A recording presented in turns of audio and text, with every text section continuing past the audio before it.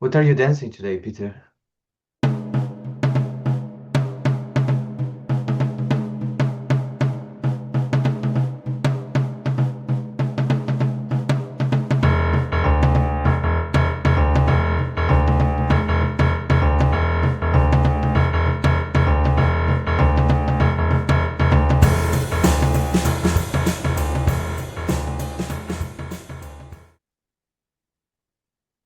Um,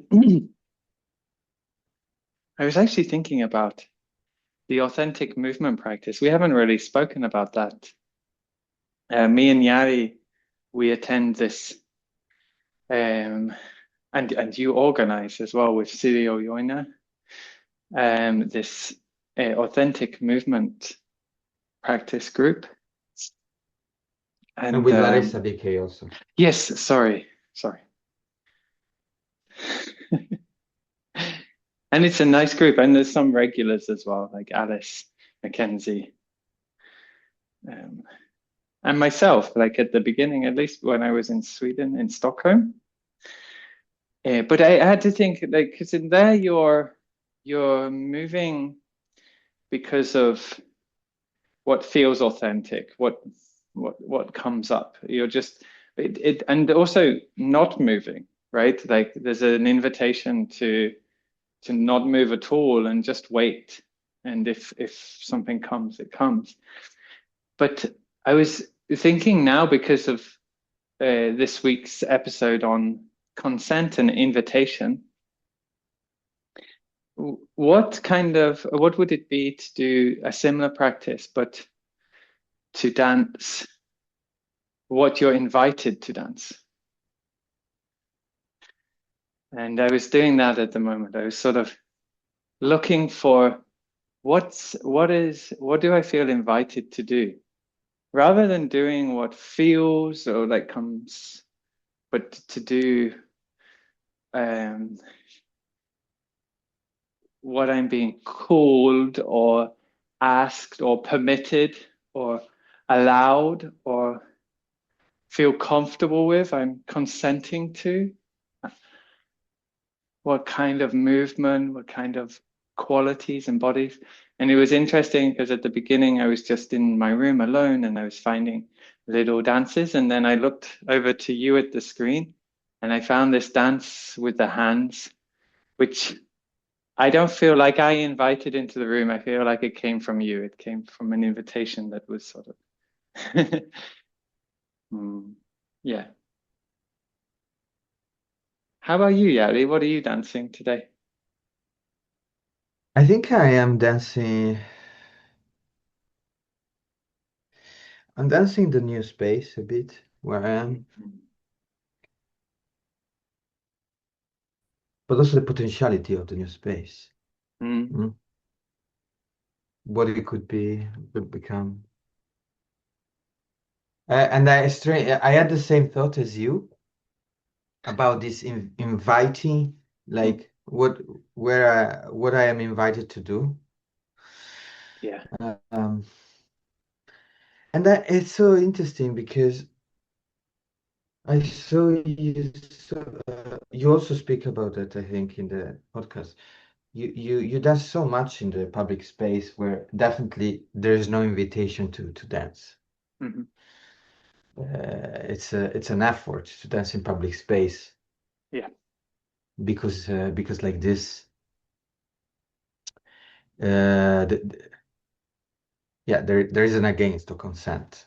Actually, Yes. people are even uncomfortable in seeing people dancing in the public space, Yes. and yet the public space is public. So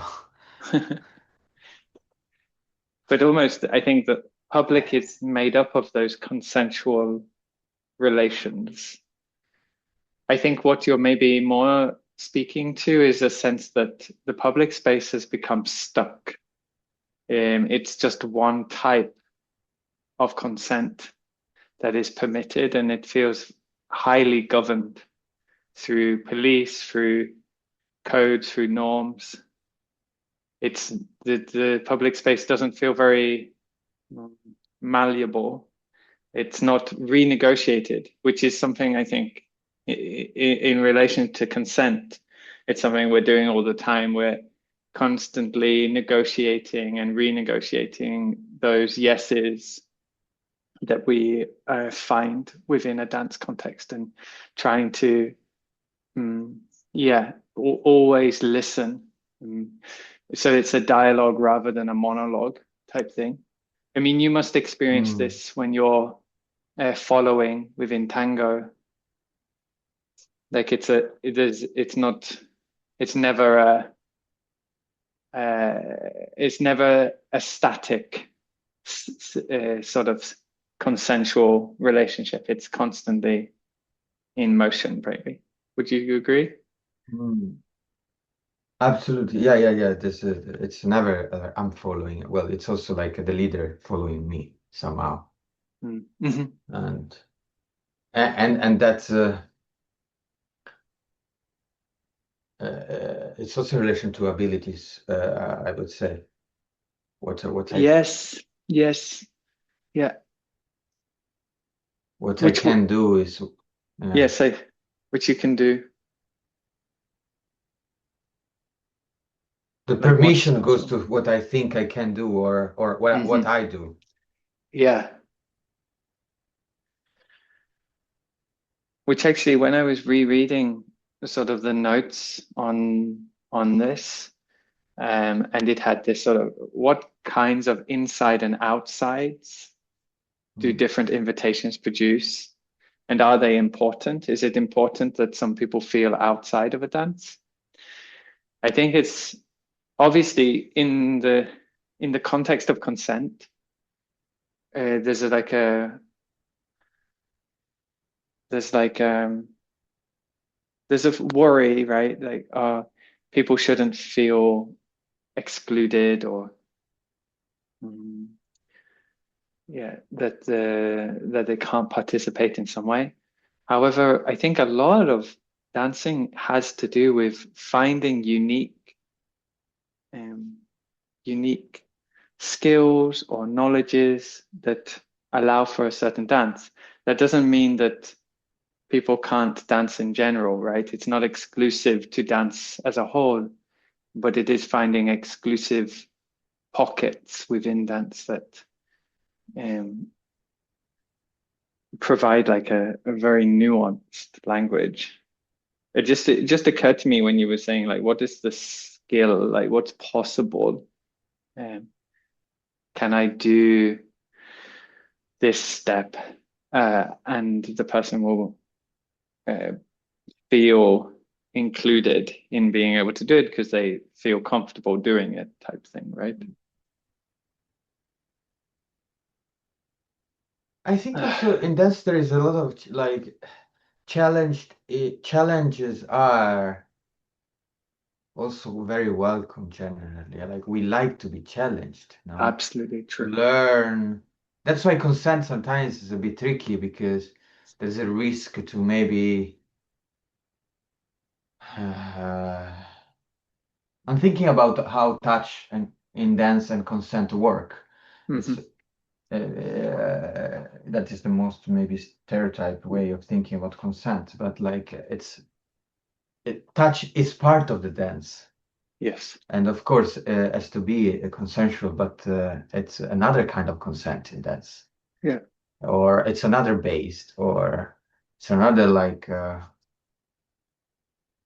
I'm thinking also about the contract, and I'm thinking also about Hmm. contract of the audience and Mm. maybe the performer, like also because very often the consent also come from there, no? If you are not aware, you are in a participatory performances. Hmm. It's the base is participatory, Mm. or the base is like, oh, the contract they think they signed before coming, Yeah. you know.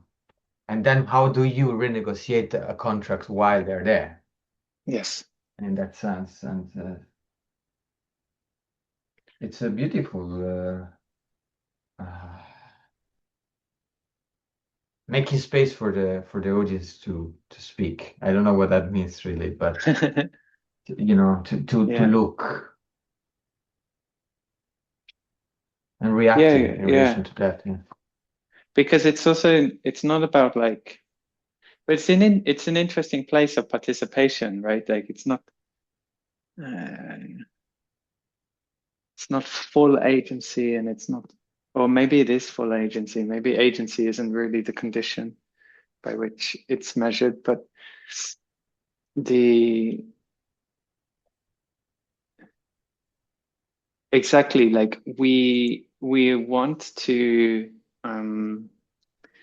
be included somehow. We want to like feel some familiarity, like the contract should sort of provide a safe space in which to engage, but at the same time, we were desiring some kind of friction, some kind of like uh, challenge, as you say, like to like, oh, okay, this can do this now, this can go there. We were talking about this, like the idea maybe that's the job of art. So then when you start um, thinking through the lens of consent, there's a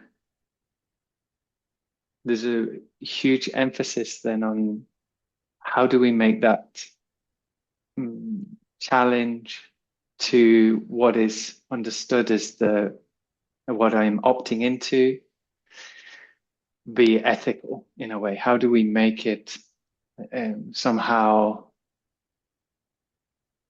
possible to shift? I think it's very obvious for me with the babies. Like I would say this, like when performing for the babies, we always put the conditions of safety and consent, and any sort of like yeah uh, element of discomfort, we put that like before the choreography. So we never continue dancing if someone starts screaming or if something becomes clearly discomfortable, uncomfortable. We always drop the choreography and try to listen into the situation. And yet, all the time, we're pushing the boundaries. Like for a person that age, everything is new, and in fact, everything that is interesting tends to be things that they don't quite understand yet. So they'll be more attentive towards it. So it's the it's really the space you're wanting to challenge them, to provide them new experiences or different experiences, contrasting experiences, and yet at the same time, you don't want to push too far too quickly. Um, you want to ensure that they are comfortable. And so when a new audience member comes in to the space, we spend a lot of time just firstly negotiating how close, what type of proximity we can work with them, because they're free to go wherever they want, you know.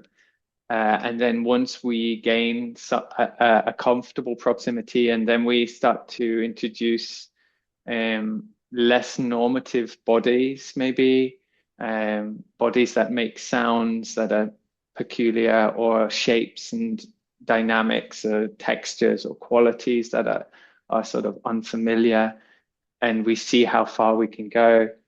And even the proximity is right up to touch, you know, like some children are ready to be in contact with us as dancers. Um, but there's no ideal, right? Like in that situation, the choreography can't have like a we have to get here. It's always negotiating those spaces. Maybe there's an argument of like, then what is the center? What is the heart? Um, and I fall back on like, oh, I just want to dance, spend time bodily, physically, uh, in this place, in this space together, and allow for that. Give Right. 3 hours for it, you know. Yeah, I mean, babies' physicality is also so specific that Yeah. then somehow the heart has to be in relation to that, or in the listen to that. Mm. Uh, Choreography then become maybe a concept also to outside. too much like someone else in that sense. Yeah. Too constructed, too, I don't know, to be accessed Mm. or to be maybe recalled. I don't know. I'm thinking also what you wrote, Tim, what you wrote. The episode also somehow speak a lot about accessibility, Yeah. although you don't mention really, but Yeah.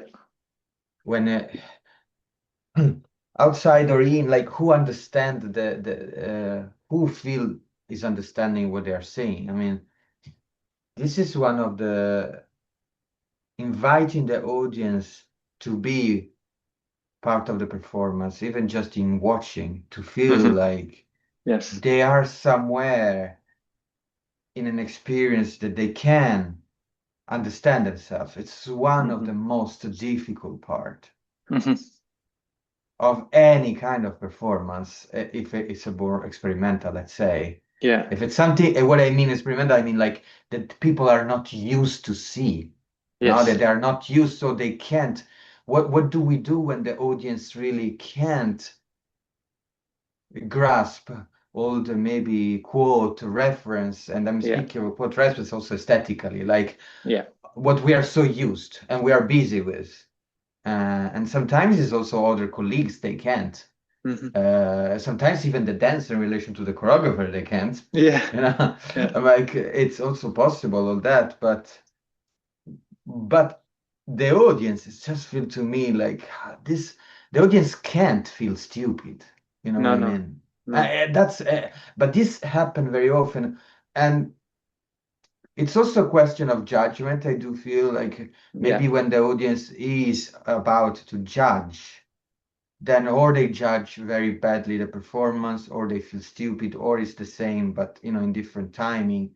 So how can we avoid this? Mm. Somehow, I mean, that's my question. Of course, I'm not saying that this has to be avoided, but from my side, I'm thinking like, no, but I really don't want an audience that feels stupid, sincerely. No.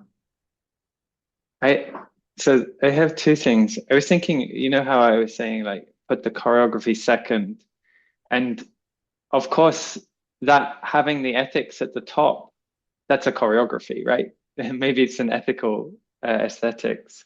I Yeah. thought that was interesting. Like I'm saying that the choreography is second, but we know what that means, right? We mean like have the choreography be first and foremost listening and attentive and open to adjusting and removing, backing off if something feels uncomfortable. And yeah, this feeling invited to watch, like an audience feeling invited to watch, it reminded me of like how a little bit what our job is to do things that feel embarrassing, but to do them anyway. Like now, Mhm. Yari has their foot right up in front of the camera. Like in a non-dance context, this could be considered as quite embarrassing, as something sort of it's crossing a consensual barrier of like the what we do with our body and what parts of our body we show and present.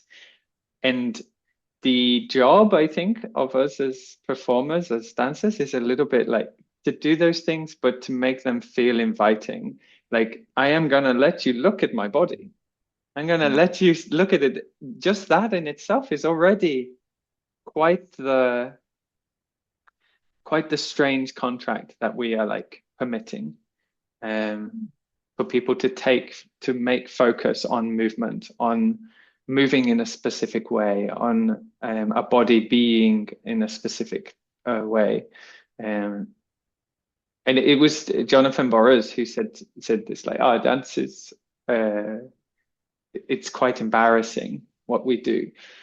I think he said this. Maybe this is how I interpreted it, but it sort of resonated with me, like it became a hook. And I think I'm using embarrassment not as a way to sort of like demonize dance and make out that we do only disgusting, ugly, horrible things, but to perhaps speak about the consensual landscape that we are like participating in. One where we are doing things which are often a little bit abnormal, but we do them anyway, and we try to make them inviting somehow and Mm. inclusive.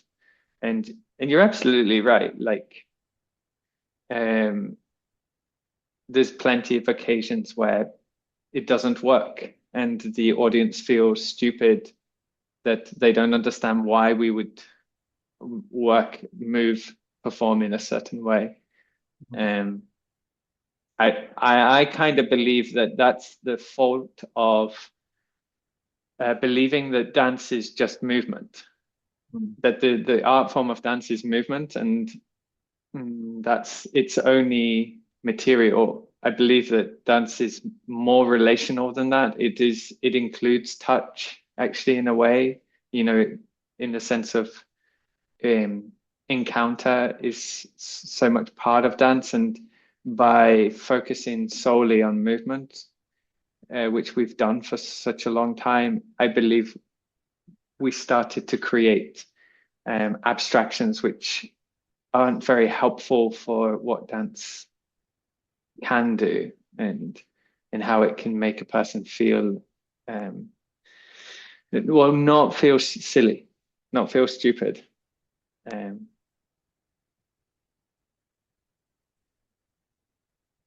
like, even if you think of like partner dancing, right? Like, I grab you and do this strange thing, but there's something in the grabbing, the holding of the partner, the invitation of that, of don't worry, I'm here with you. I'm going to show you this thing which we wouldn't normally do, which we wouldn't normally pay attention to our body, to our movement. And it may feel embarrassing, but I'm going to do this with you. We're going to go through this together. And Mm.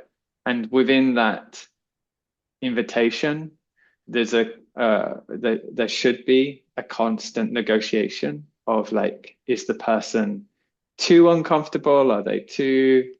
Um, are they feeling too stupid, too outside it? Or are we able to lead them along a path? And Mm. maybe that's the thing as well. Like, maybe it's not movement. Maybe that that idea isn't right. Maybe it's also the thing of like trying to get dance to be understood by many, many people is just a job too big, actually, Mm. often. How Mm. do we reasonably invite everyone and ensure that they're following, and it has that reciprocity that is so necessary in partnering and in dancing for it to remain consensual and for people to feel fully invited the whole time, and willing to consent.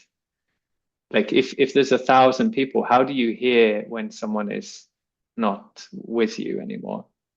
Mm. And does it matter? Is it okay? Yeah, Is it exactly. okay that some dance is, yeah, not for Yeah, everyone, as no, they say, right? not for everyone. But yeah, yeah.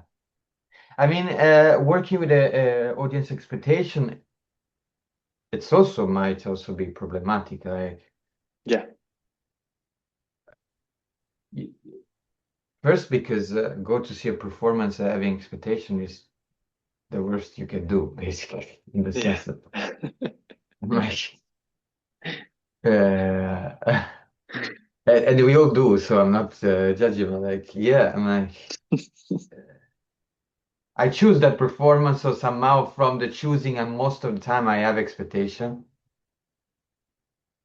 but maybe not also. I mean, we can also choose performance just because today I'm free and I Yeah. feel like I want to see a performance. What is there? Okay. This photo take me, but because there's a photo doesn't mean much. Hmm. Hmm.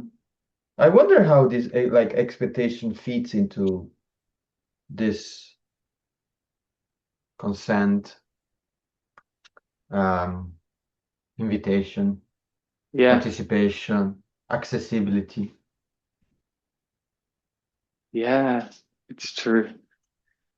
anticipation, and mm,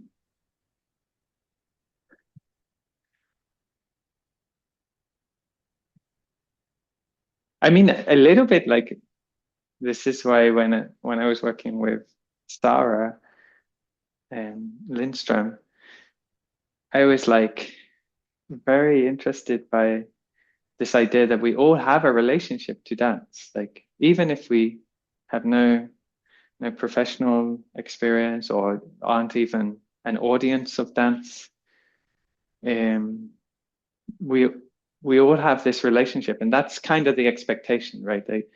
Oh, I understand what this is, what this should do.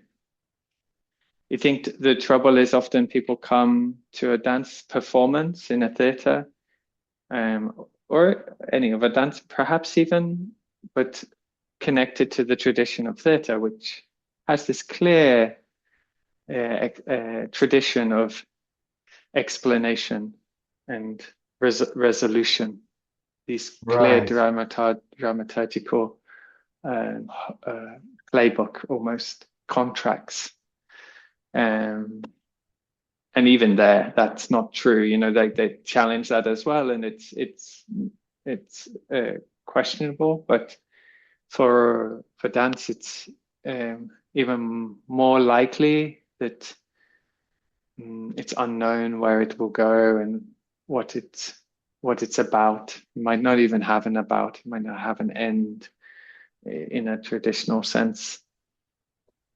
It's very telling in the dance studio, right? Like so often the dance is born in the dance studio, whereas in theatre you come with a script and we're all working from the script and trying to get closer to uh, understanding how to best meet with it, perhaps. Mm. Whereas in dance, there is maybe an idea or a type of center, but it can shift.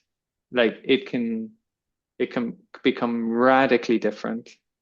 And if we think of that in the same vein as a script, it's um, the idea that you could have rewritten the whole script by the end of the first rehearsal is not so common in theatre. And I think Mm. that sort of sets the precedent is that come with no expectations. Uh, you're building a toolbox almost to be prepared and ready for anything as a dancer. Mm. Yeah. You're trusting that like choreographic history of being with your body and other bodies as a tool to find a direction.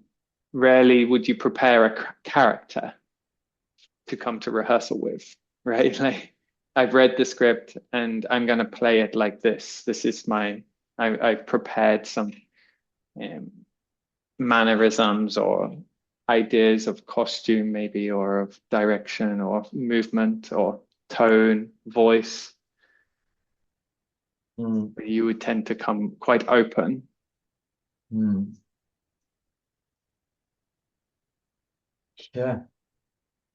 And I also don't like this conversation because it pits theatre against dance, which isn't what I'm trying to do. I'm just trying to say that we're often situated within the tradition of theatre, and therefore I think there's an expectation that we will behave like theatre, which is not Mm. often the case. No.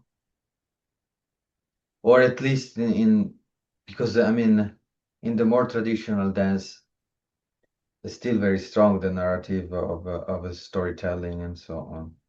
So True, also, I true. mean, one, I would say that also the storytelling, uh, or maybe the narrative. I don't know really what's the difference, but like uh, it's still quite the base of a lot of art. Yeah, Uh, and I do think what maybe dance try to do also is to still access, allow for audience to access different systems of thought that can feel maybe also a bit linear or a bit logic, or not logic, but like consequent. Hmm. This is what I mean. Yeah. Consequent with each other, and then feels through the senses, maybe less through representation. Mm.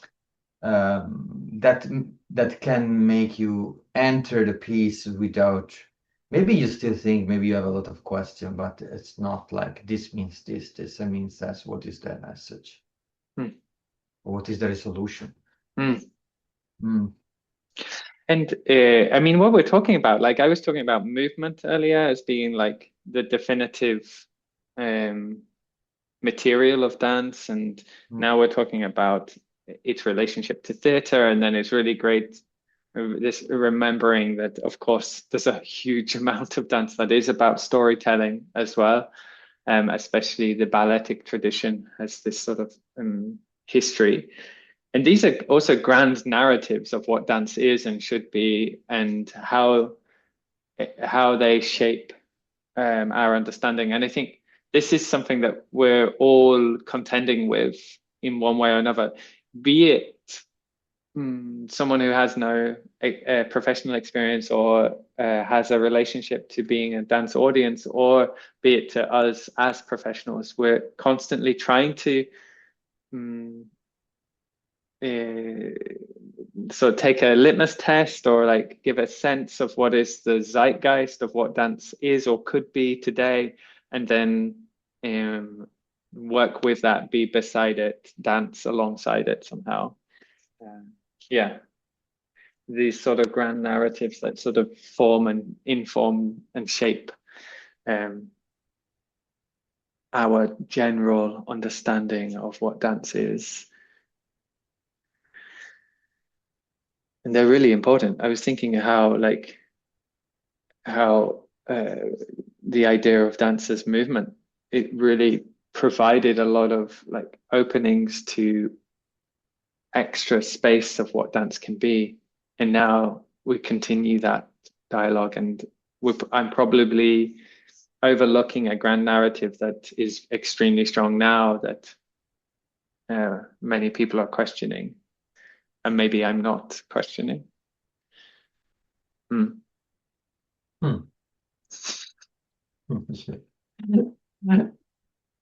Wow, I can't answer to that. No, and also Yari, this is a it's I think what's fun is that uh, when I made this workshop, I was a little bit like, really, we're going to work on invitation, consent, and participation. Like, this is not something, a topic I think I would naturally jump to as my first thing to do in a sort of dance workshop type situation. And yet it's so resourceful, actually. Um, yeah.